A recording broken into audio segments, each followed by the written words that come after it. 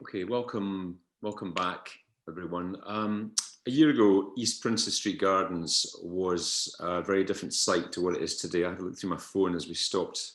Hopefully you can see that. The mud bath that you can perhaps remember following the Christmas festival upheaval last year. It's a very different scene. At the moment, I walked through the gardens yesterday. It's amazing what that fallow year can do to heal a space. We've been talking a bit already today about the Book Festival's decision to move. Nick Barley, director, told the Scotsman, Augusts have definitely been getting damper in recent years, and I've become more and more concerned about our impact on the gardens. Charlotte Square, obviously that's been a consideration, but the driving force has been the pandemic. That decision, helpful timing for our next session, which focuses on festivalisation and climate change, how we manage the impacts that they have on the city, festivals, climate change have on the city. We have three great panellists to help us do that this afternoon. I'll introduce them again individually and ask them to say a few words before we open up our panel discussion. And thank you again for all your brilliant comments on the chat and observations. Any questions you want me to deal with, just keep firing them through, please. So first up this afternoon in this session, Andrew Heald. Andrew is one of the founders of Trees of Edinburgh, which is an online campaign to increase Edinburgh's tree cover by growing appreciation and knowledge of trees throughout Edinburgh. He has over 20 years experience in forestry and woodland management all around the world, and he's a member of the Chartered Institute of Foresters, and he says he spends far too much time on Twitter, so you can engage with him on there. I'm sure he'll come back to you. It's at Andy Heald. Andrew, this afternoon, thank you for your time. Thanks for joining us. Just on that issue of Princes Street Gardens and the impact that the winter festivals were having, and that image that I just showed, is it a suitable place to be having a large public gathering, to be having any kind of activity like that? I suppose, well, good afternoon, everyone, and thank you very much for having me. I think the challenge with Princes Street Gardens is that in the previous session, we talked about investing in infrastructure and getting the infrastructure right there. And I think there's a challenge around that, and it hasn't, the gardens aren't planned to be hosting these large events, and trying to shoehorn some of these events in, I think is part of that challenge. And I think that the challenge is around sustainability. And by sustainability, it's not just kind of a pass fail or just an environmental issue, but it's about a way of working and about a way of managing these events. And I think that's an increasing challenge for the city. And my concern is that unless we start thinking and planning and working more sustainably with the festivals, is that either the festivals won't be here in 20 years' time, or the city that I love won't be here in 20 years' time. And I love both. And I moved into I'm a country boy. I grew up in a very rural part of North Wales. I moved into the city centre because I love the festivals, and I didn't want to be catching the last bus and train home. And my frustration, I suppose, is that when I've raised concern about sustainability issues, and that might be lack of consultation with neighbours or businesses or safety practices, or issues about trees, I basically get the same answer: it's just the festival, it's just a few weeks, and it'll be better next year. And as I stuck on Twitter earlier, I kind of have three suggestions, and it's really, we just need to make better decisions based on evidence, not on I think, but I know. We've got lots of really good existing guidance and regulations out there, and we just need to follow them and make sure they're enforced. And I think we need to listen to and value our local tree officers. They're doing a great job in the city. They're undervalued, under-resourced, and senior management clearly aren't listening to them. And the city does talk. The city does talk the talk. Back in 2011, the city was one of the first in the UK to have an iTree survey done, which puts a monetary value on all the trees in the city. That led to a Trees in the City action plan in 2014. 2019, Adam McVeigh signed up to the Woodland Trust Tree Charter, first council in Scotland to do that, which among other things requires this council to protect irreplaceable trees and woodlands. But as far as I can see, these commitments, this information isn't passed, it's not communicated down to the developers and the event managers. And I don't know why that doesn't happen. Is it a question of leadership or management? So I'm not sure why that happens. And you look at Princes Street Gardens and you go, well, how is this a city that's committed to a Trees in the City action plan, that is signed up to the Tree Charter and wants to be carbon neutral in 9 years? there's a great big disconnection there. So it's about making decisions based on evidence. Just follow the existing guidance and regulations, and just, as I say, listen. There's experts within the council, and we should be listening to those experts and listening to those tree officers. Thank you, Andrew. Also with us for this session this afternoon is Anna Beswick. Anna is from Adaptation Scotland. She's their programme manager, providing training and advice and support to a wide range of organisations and communities, helping them adapt to climate change, drawing upon the collective knowledge and experience of Scotland's public sector and informed by the crucial insights from local authorities, health boards, infrastructure providers, agencies and university estates. Anna developed Scotland's Climate Change Adaptation Workbook. This guidance has proved invaluable in assisting public sector organisations and other bodies build resilience to the impacts of climate change. Anna, good afternoon. Thanks for joining us this afternoon. When you look at the festivals in Edinburgh and the festival operators in Edinburgh, even before where we are right now, were they taking climate change seriously? Were they engaging and adapting? Hi, good afternoon, Stephen and everybody.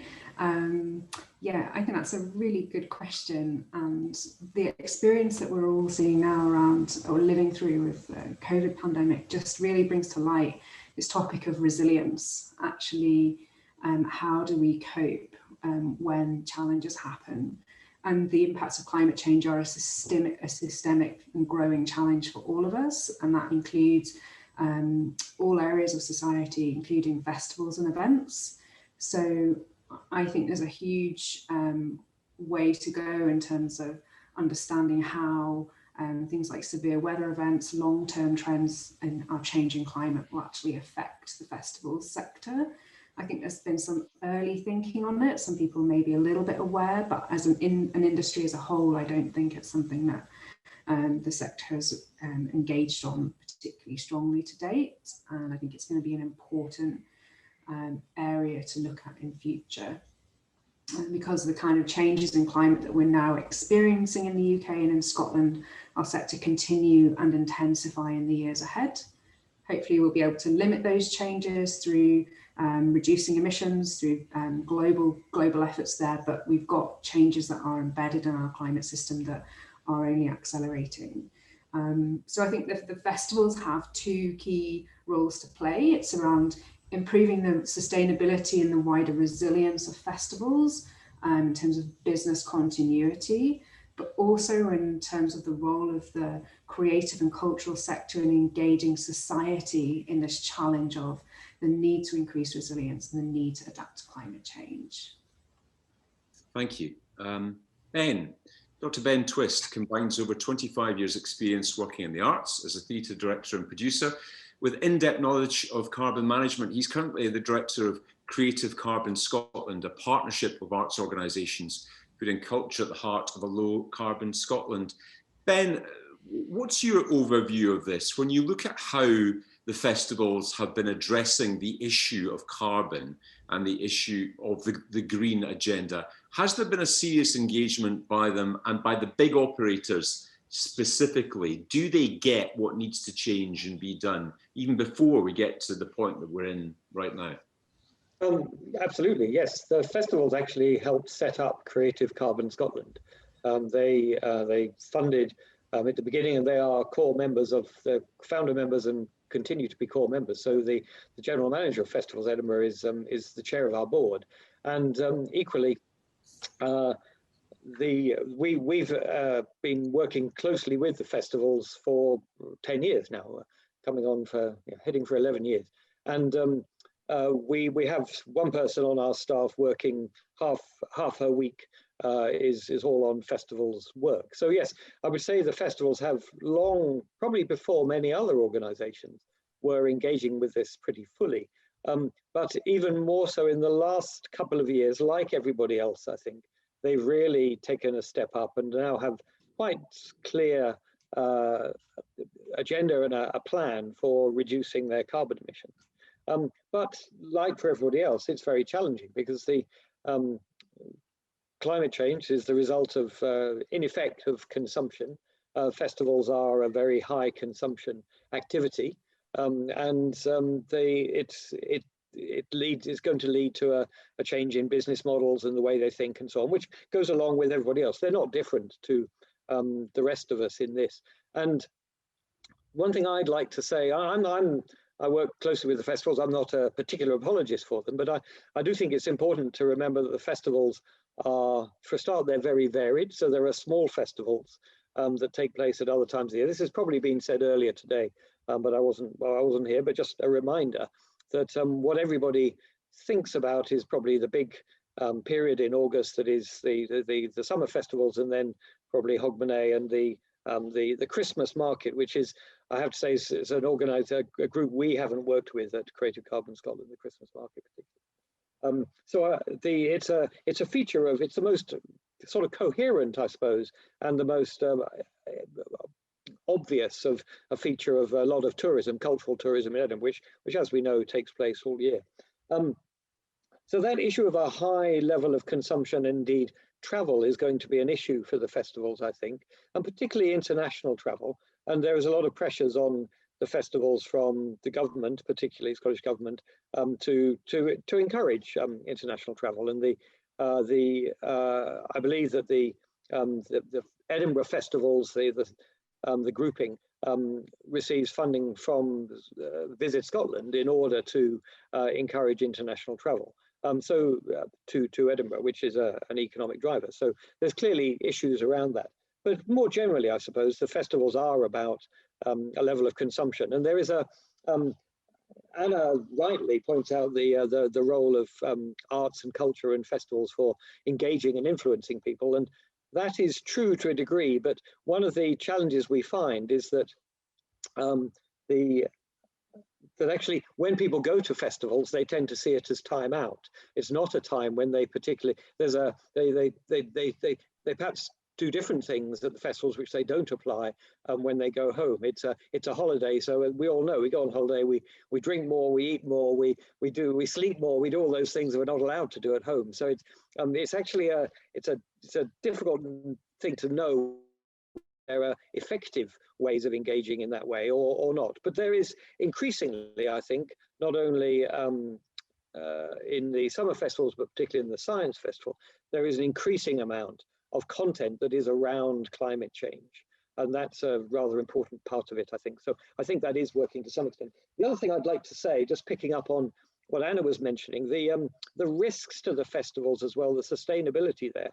I first ran a venue in the Fringe I was working in a venue in 1982. I first ran my venue in 1985.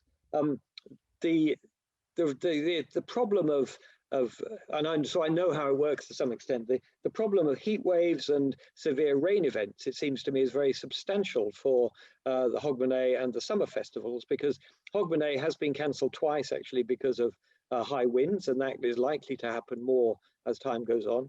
I can imagine also if there was a severe rain or a severe snow event at Hogmanay, that could lead to certainly much diminished attendance and possibly cancellation. And equally in the summer, if we had a heat wave like we did, I think, in 2019 over the August period, a lot of those fringe venues would become unbearable, I think, or additional consumption of electricity would be required and indeed costs to cool them down. So I think there's some interesting things around the way in which the climate is changing that also affect the festival's sustainability.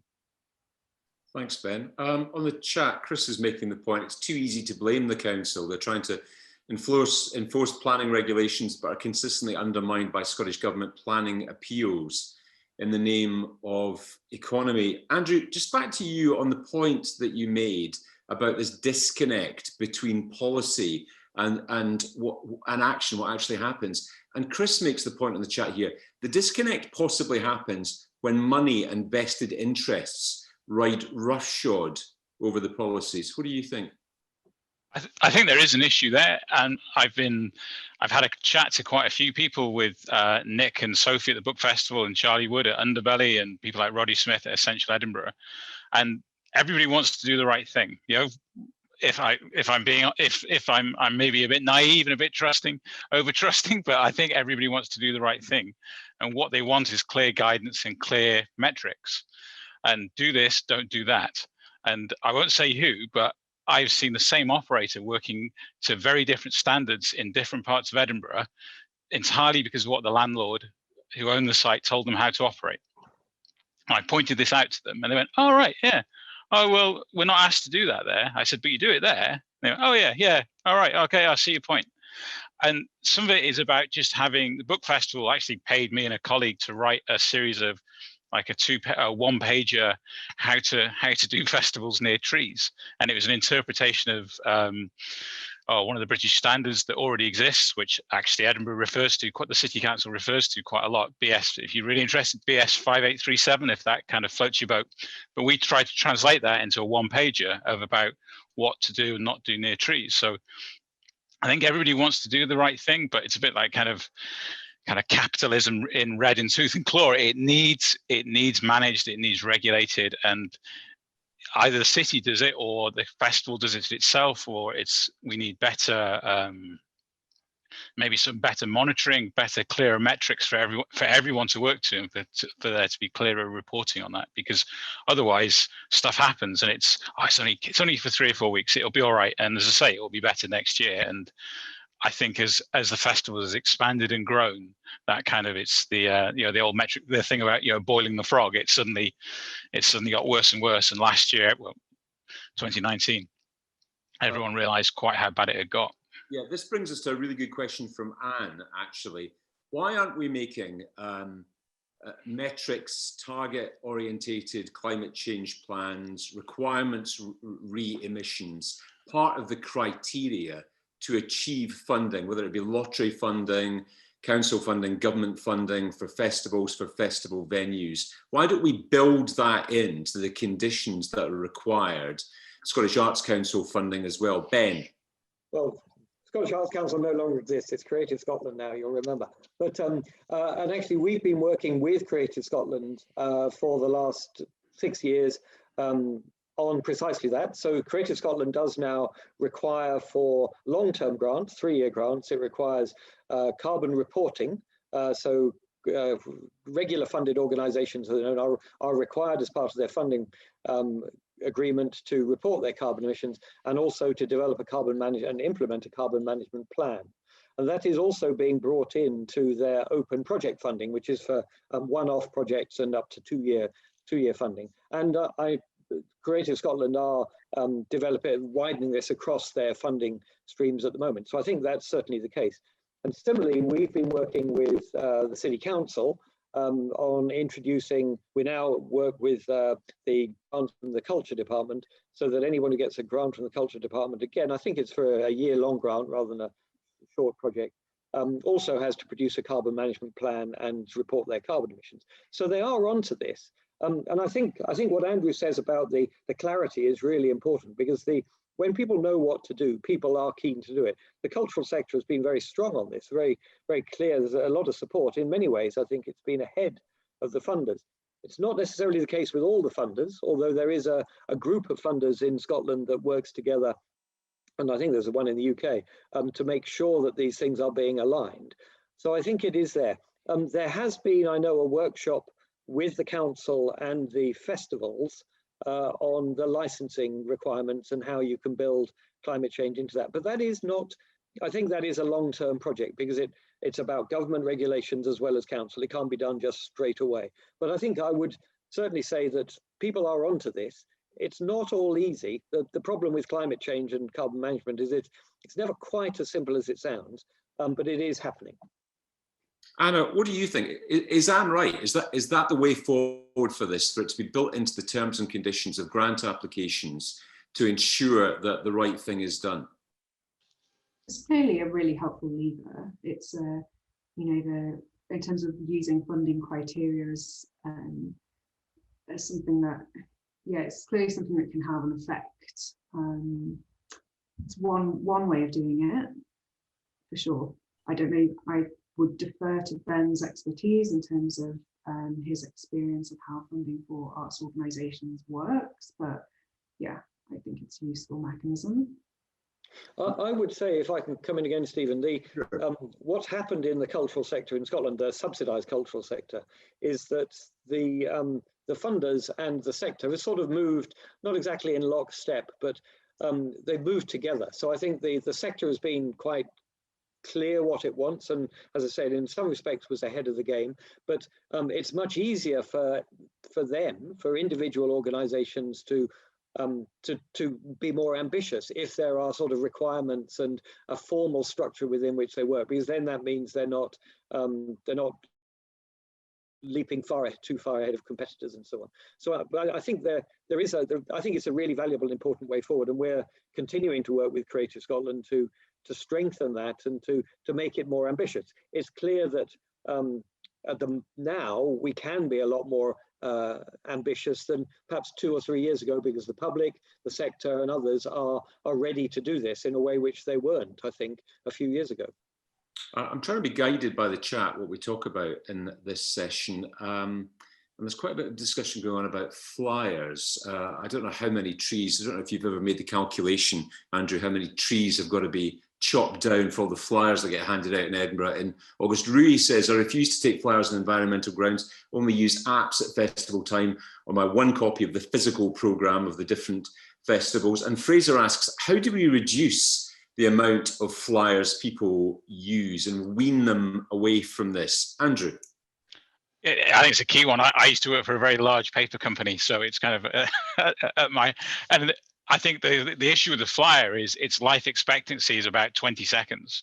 You know, you kind of get handed it. If you haven't sort of perfected the dead ahead stare, you get handed it, you look at it, and it goes in the bin 20 seconds later. So it's, again, no one can tell. It would be really interesting to know, does it work? Does flyering work? Does flyering drive traffic to the right shows, or is it better to use to use the apps, to use Facebook, to use Twitter? I saw a thing popped up about you can buy the ticket on your phone, but then you have to go to the thing to print the ticket out, and I usually end up with a big wad of tickets in my pocket. So why can't I just go with a QR code onto my phone and scan it and walk into the venue? So I think it's all these things, and it's about, as someone else said, there's no magic bullet here. There's no simple quick fix. It's about addressing all of these things. And flyering is part of the kind of almost part of the culture of the festival, and kind of walking through and I've been, some of the best shows I've ever been to is because someone's handed me a flyer and I went, is it any good? And they went, yeah.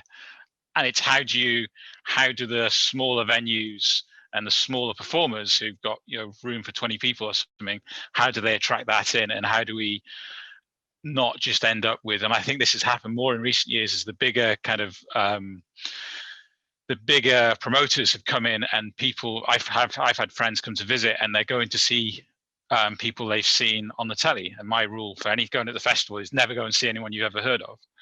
And you can only do that if you're getting information via flyering or smarter ways on social media. So, but it is part of that. Just, if I may, just go back to the previous question about putting metrics in place. Someone sent me, and I'm not sure that I can't account for the validity of it, but a copy of the contract for East Princes Street Gardens, the Christmas market. And the only environmental metric that I could see on there was that the grass was relayed. That's the level we're at. Okay, so anything is an improvement. That a major event, the only environmental metric the developer was held to is the grass relayed by Easter. So that's the challenge in front of us. I can vouch for that, Andrew. I saw the same documents when I was writing a piece for the Scotsman about it, which brings us, Ben, maybe to that point of the planning issue that emerged with that winter festival, and the way that the council seemed to accept Underbelly's approach to that, even though it seemed to breach everything that we understood in planning laws and the approach to planning. We need to take that a lot more seriously, don't we? That's not an acceptable way for a capital city to behave. I'm no expert on planning, but I would agree, and I do think that the licensing system and the planning system is a very important and useful way to introduce some of these criteria and ensure that things improve. As I say, and my understanding is that and this is very limited, my understanding is the council has some powers, but also they are guided, they are within powers that come down from the government. So I think that's why I say it's not straightforward and easy. It takes time, but I think my understanding in relation to the festival venues, it is underway. I can't speak at all for Princess Street Gardens and so on. That's really outside my my area of knowledge. I would like to go back, if I can, very quickly. The flyers are important and they're very noticeable. They're probably not the largest area of emissions and what have you in the festivals. Probably electricity in the venues, the flushing of toilets, the consumption of food and so on are much, much higher level of carbon emissions. And so whilst the flyers are very noticeable, they're most important. And somebody else on the chat there, I note, highlights the issues of digital media. Mobile phones and so on take an awful lot of energy, and we shouldn't. As I said, it always gets rather more complicated when you look into it. The flyers are obvious, but they're not the worst. Thanks, Ben. Anna, on that point, when you're looking at carbon management plans, Tom asked the question, Tom Dibden, do carbon management plans, should they include the carbon that is generated by going online, by going hybrid? That's a really interesting question, Stephen. Yeah, I would be really interested in the views of the other panelists on that one. My particular area of work focuses very much on understanding the impacts of climate change. So how things like severe weather events, changes in sea level rise, temperature and precipitation affect us. But the management of carbon and understanding the emissions profile of events, I think is, yeah, it's really important to consider just not just the kind of very visible things that we might perceive as being very wasteful, but to understand the wider kind of system-wide carbon footprint of festivals and major events, including the use of digital technology. I think that sounds extremely sensible to really think about that. And perhaps it's part of a wider conversation about the energy transition that we're going through towards just for example, the electrification of a lot of our energy systems, and just how that carbon footprint and how that profile of energy use will change in the years ahead as our energy systems fundamentally change as well. So there may be key opportunities coming where we can make very system-wide interventions that allow us to feel more comfortable with maximizing the use of digital technologies and things like that, for example. Yeah. Ben, am I right in thinking that temporary venues don't need to meet the carbon and energy regulations that a permanent venue does? Again, I'm not an expert on that, but of course temporary venues are normally, except if they're tents or whatever, are normally also permanent venues. So there is there's a landlord-tenant question of who is responsible, if you like, for the energy use of the building. So, for example, a Masonic lodge or a church or a community hall will be operating 52 weeks a year, doing various things, and it'll be operating maybe for 3 or 4 weeks a year as a fringe venue. So it's it's very difficult, of course, for a fringe operator who comes in maybe for 5 or 6 weeks by the time they've built it and taken it down, to have any impact on the infrastructure, if you like, of that building. They can do a certain amount, and what we try to do is encourage them to work with the owners of the buildings, and certainly we've worked with a lot of the owners of the buildings. But really, it does require the owners of the buildings to work on those things. Now, again, I can't speak for the completely temporary venues, the Spiegel tents and the underbelly tents and what have you that go up in or in George Square. So I don't know, but again, the university has an important role to play here and has done some quite a lot of work on this. That they rent these spaces to the venue managers, and they can put in quite clear constraints or requirements on the people who are renting the venues, and they have done, and that's been a long-term project of the festival of the university, so the University of Edinburgh. So I think, for example, one of the things they've done is install sub-meters, so they know how much electricity those buildings are using and so on. So I think, again, there is work going on. It's not necessarily easy. It's all rather complicated. You've got, if you think about it, you've got somebody who owns the building, you've got a venue manager who comes in and runs the venue. Then you've got individual companies who are subletting slots from the manager. So each of those has a role to play, and we need to engage all of them, and that's a tricky business. Lorna makes the point the university has a sustainability protocol as part of the fringe contracts that they have with them. Interesting point from Sally here. She says, and we touched on this a few moments ago, part of the problem comes from the fact that so many provide bars and food on site at fringe venues, plastic-based litter, more electricity used, food waste, etc. A quick and easy step would be to ban catering from venues. Better for local businesses as well. And we all know about the problems that hospitality is going through in Edinburgh. Now, Andrew, what's your view on that? I mean, obviously there's so much is linked to alcohol licenses and income generated from alcohol licenses as well. But do we need to look, in terms of the sustainability, do we need to step back from that and look at the performance as one thing, but why is it always wrapped up in food and drink? I think I'm not in my expertise, but I would imagine that the food and drink offering is a key part of the profitability of some of these venues, and maybe there are opportunities to work better with local food retailers, local establishments. It's amazing the number of times you go into particularly the big venues, and there's no local food in there. There's no local breweries being supported. So it's the totality of this, and they're kind of systemic problems, but trying to work much smarter. 2019, I think it was 2019, there was a friend of mine they were trialing kind of reusable sort of drinks glasses basically, and instead of getting a pint in a plastic glass and throwing the plastic glass away, this was a reusable glass that could be taken from venue to venue. And obviously with COVID now, there might be issues around there, but it is around looking at everything and looking at monitoring waste is another really simple way of addressing some of these sustainability issues. The amount of waste that some of these venues generate, and again,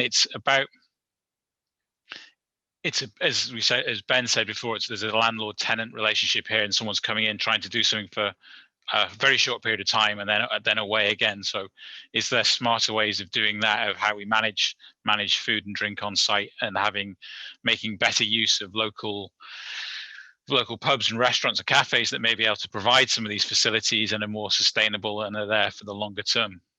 I think it's really important.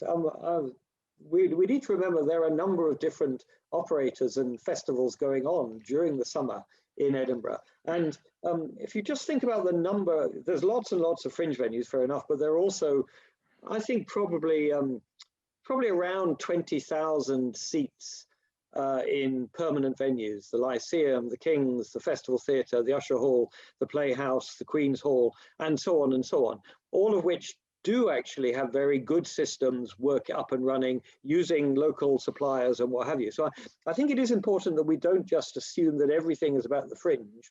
And the hub is another one, of course. So you've got, and people do come for the whole lot, but people talk about the festival, but they probably go between the various different bits of the festival's infrastructure. And a lot of that is happening. A lot of the stuff that Andrew's been talking about, and we've been talking about elsewhere, is happening in those permanent venues all the time. And I think this comes from the work the university has been doing, as Lorna points out, and the work the Creative Scotland has been doing, and the great enthusiasm from those venues. So there really is, there's an awful lot that is being done. I think the fringe is a particularly challenging area because of this landlord-tenant thing, and the people come in for a very, very short period. And I've run venues, and I know how quickly you have to set up, and it's difficult, particularly if you're not Edinburgh based, to do some of the planning from London, from New York, or whatever it is, and then put that all into place in the week that you've got to build the venue. I'm not apologizing for them. I think there's a lot of challenges here that we need to face, but I think we do need to understand that there are challenges there that are not necessarily easy, not simple to solve. Ben, on that point of the carbon attached to and associated with hybrid, and with online activity by moving online, should that be counted into the assessment of carbon impact of a festival? I think to some extent it already is, and I think there's development on that going on. It's not easy because of course most of the carbon emissions happen a long way away. They're not in my hand, and they're not in the festival's hand. They're somewhere else in a Google server farm in the it's in the Arctic or something like this. So it is quite tricky to know that. The counting is quite hard. And somebody else asked on the chat there about flights and so on, travel to the festivals, and I think that's another important point. I think one of the things that all of us need to do, not just festivals or culture, is consider the emissions, if you like, that we trigger, that we bring about, even if they don't necessarily belong to us.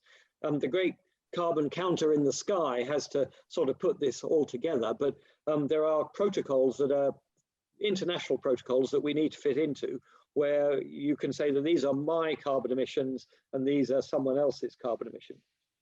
With the festivals and with Creative Carbon Scotland, what we've said is there are some emissions that don't necessarily belong to you technically. For example, the travel by artists to the festival, technically they belong to someone else, but actually you can't really deny that in the spirit of the thing, if you hadn't been running that festival, running that event, the artist wouldn't be traveling. So you need to count those emissions. And I think we do need to be aware that people are using their mobile phones all the time. They're using their devices, so they will be constantly, they'll be calling their friends, they'll be doing all sorts of things. Very difficult to determine what is precisely the festivals and what's somebody else's. But I think taking into account some degree of that responsibility, I think, is a fair thing to do. Right, let's just spend the last bit of time we've got on that point, Ben. Fundamentally, at the end of the day, Anna, aren't we just greenwashing here? I mean, fundamentally, is it possible to reconcile having the festival activity we do in Edinburgh, attracting performers and visitors from around the world with the huge carbon impact that they have on their way here and in the city? If we're living through a climate emergency, can we really just be ticking boxes when it comes to carbon impact and be happy when we go to bed at the end of the day that we have done our bit for the planet? No, I think we have to face up to some hard realities that, we see things that we thought would never have happened happening, and we're living through such a time. And I think we have to be open to change and to doing things differently. And I don't have the solutions and the sort of like, no, this is how the future should be, but I think it's a really important dialogue and discussion. And I think it's a welcome series of events that the Cockburn are hosting now, and actually let's provoke these discussions. What does a low carbon or a net zero climate resilient ready future look like for all of us? I was really struck by the question about food and the venues, actually, because to me it sort of comes down to people and what do we as people really want and need.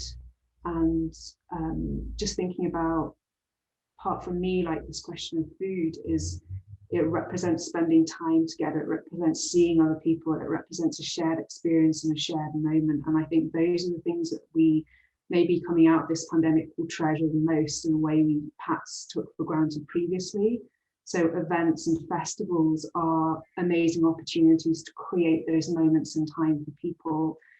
So it's recognizing the value of those things, but maybe some of the ways in which we run these festivals, we can strip out those elements that are very carbon intensive, that actually don't really matter, because what really matters is people and the shared experience and the creativity that you only get from that sort of mixture and mixing of people and ideas. And so I think festivals, I think looking and taking some hard decisions about the very high carbon elements that just need to go, which maybe will mean that our festivals and our society as a whole looks quite different. We need to face those things, but we also really need that connection, that creativity that festivals can bring for us. So it's how we try to emerge from this current situation and how we tackle the future in that way. Thanks, Anna. For you, Andrew, is it more local? Is more local the way to mitigate these huge carbon impacts that some of the international aspects of the festivals have? I think that's one option, but I think as Anna said, it's trying to understand. It's taking this opportunity to kind of stand back and understand, what do we really value about the festival? What's the magic stuff? I love live music. I've really missed live music over the last sort of 15 months. So that live experience that you get from all the festivals that occur in Edinburgh. And I think at the moment it's a kind of this perception or a feeling we need to do a massive change. And actually, as I said before, actually starting at quite a low level. If we just started measuring stuff and monitoring stuff and giving very clear signals about what is acceptable and not acceptable, I think that would make a big difference. And as Ben said, there are promoters and there are landlords who are doing really good stuff. Some of the things the Edinburgh University do are really good, and they've got the talent and the skill within the university to measure and monitor things. So let's take that best practice and share it with other people, and let's deal with the really bad stuff and deal with that. And then in my experience, I used to do a lot of auditing of forest management, but it's auditing of this is the same. There are sustainability standards for festivals. Someone's done a lot of the thinking. We don't have to reinvent the wheel here. And nearly always people want to do the right thing, and we need to help people do the right thing. And it's, I'm guilty of this, of kind of, pointing at all the bad stuff and saying that's bad, that's terrible. But it's also trying to have, as I go back to the book festival, Nick and Sophie were great, and we had some really good conversations about how we could reduce the damage in Charlotte Square and how we could make that more sustainable, that better. So I think let's go and try and find the good stuff. But I think, so my last point, I guess, is about people need to take, I don't know who these people are, but somebody needs to take ownership and manage all of this better. Because I think a lot of the challenges is just a lack of management, a lack of clarity about telling what to do and how to do it. I think that's a really good point, Andrew. Ben, how do we all know where the problems are. They've been well discussed today and they've been well discussed in the media, but there are good examples, exemplars, and I think Edinburgh University, we all know, have been out in the front in some of the stuff they've been doing with this. How do we make sure that best practice is visible and shared?